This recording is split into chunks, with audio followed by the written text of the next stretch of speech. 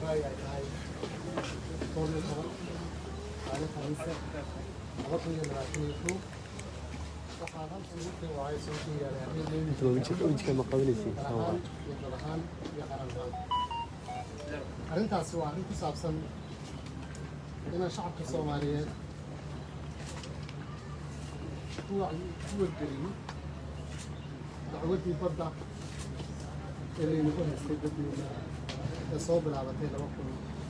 في أفريقيا وكان حاولت دعوتي إذا كبرت عدالة الدنيا أي شيء عندها صار منطقة سوية صحافتها إلى البلوينها لا تسعدسينه أهما كسر أسبوع هذا دعوتي بدأ في هالحيمات سيئة أكتدين بدينا وكم إذا حدودها الدستوري جاي هذاك سيد غيرك ممكن يبدأ وحد عودينا جدا إنه محكمة الدولة كيسني كذب مركي دولة الدرس كهكينيا هاي شركتين يقول فقير الله تعودي إنه كيسني أغسطس وقني أفريقيا طبعا اللي نجا أقبلي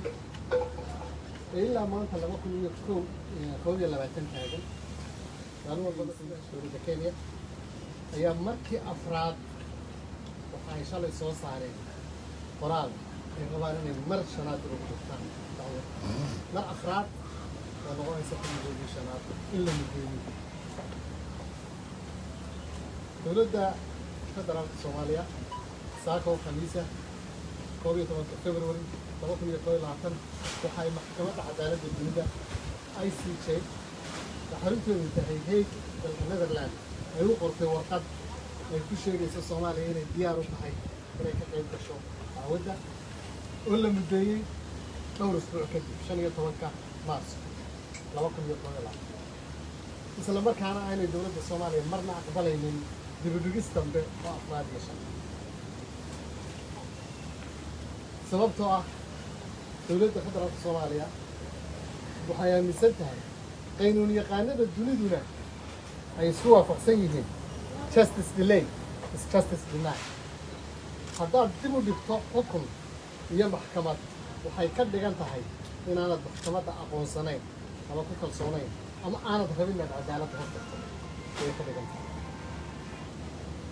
damarkii koowaadda maya sidaan idiin sheegay hadda waxay noqonaysaa 15 Maarch in la idhaahdaan mar afraad inta dib loo dhigo mar shanaad hal la mudeeyo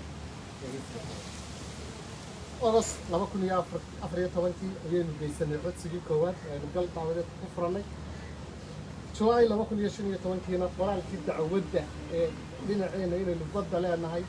oo uu dhulkan yahay dhulkii aabayaasheen iyo hooyayaasheen inuu baddani tahay baddeenii dastuuriga ahayd ayaynu geysanay 2015 waxa la mudeeyey December 2018 in dacwad qaadis la sameeyo dib ay u dhacday Kenya codsatay markii hore waa ka warwareegeen laakiin markii dambe ay geysteen markii dambena dib ay u dhigeen sidoo kale 25 Juun ayaa la mudeeyay 2019 sida la wada socotay wafdigu horkacayo ra'iisul wasaaraha Jamhuuriyadda Federaalka Soomaaliya Maxamed Guuleed oo ku jiro xeeladaha sare tiimkii sharci yaqaanada ahaa ayaa dacwadda geeyay 25 Juun 2019 si Kenya ay dib ugu dhigto dacwadda dhammaan waxay shaqadii ka eriday qareenadii difaacayay dacwadda they fired all lawyers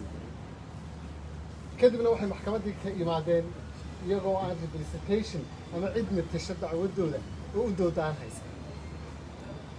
waana sidaro dal dhan oo la sugayay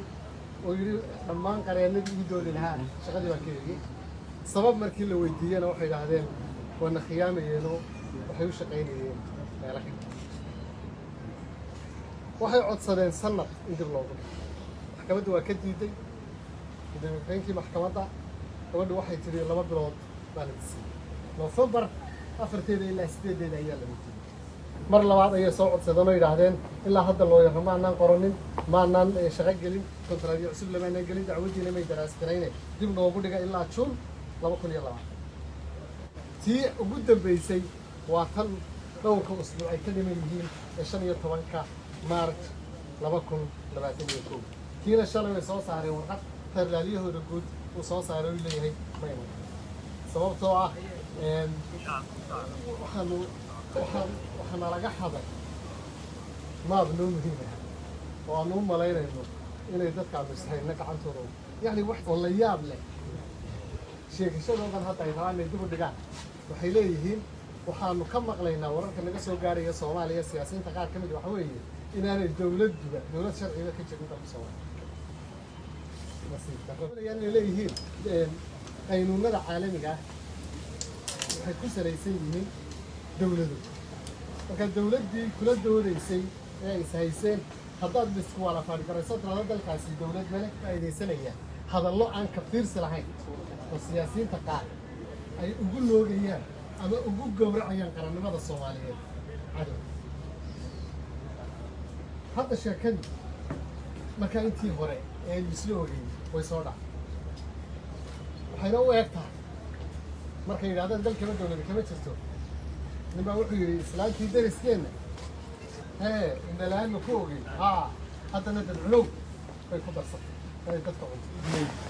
waxay dhabar jab ku tahay haddii mar afraadid loo dhigo oo mar shanaad la geeyo cadaaladda adduunka credibility of international justice waa arjab waa dhabar jab runtii waxay qiimo dil ku tahay maxkamadda cadaaladda adduunka iyo iyada lagu eedeeyo in maalin walba inta warqadda soo qoran la yidhahdo la geli karo dib loogu dhiga looyradii baa leelinay hadda waxaan arkayay taxarlaaliya oo qaar baa naga dhintay looyarada every day waa marnasi marka dalka lagu soo duuro maxay waa musan doonayna shacab siyaasiyiin xukuumad baarlamaan dowlad goboleedyo inaynu iskaashano oo difaaca dalka uga soo wareejiso aan kusoo gabagabeynaya annagu waan wadaynaa dacwadda warqadda masaaka qornayna waxay muujinaysaa in xukuumadda federaalka Soomaaliya madaxdeeda madaxweynaha ra'iisul wasaaraha kalaba ay ka go'an tahay inaan go'aaga haddii lagu qabsado mashaatigaaga waa inaad ka gaarto cadaaladda aniga aad caddaysatay procedurkii baynu marnay waanu caddaysanay inaynu inagu leenahay iyaguna waa ka wareegay ma aqaan waxay sugayaan ay maalin walba dib ugu dhigayaan shacabka Soomaaliyeed iyo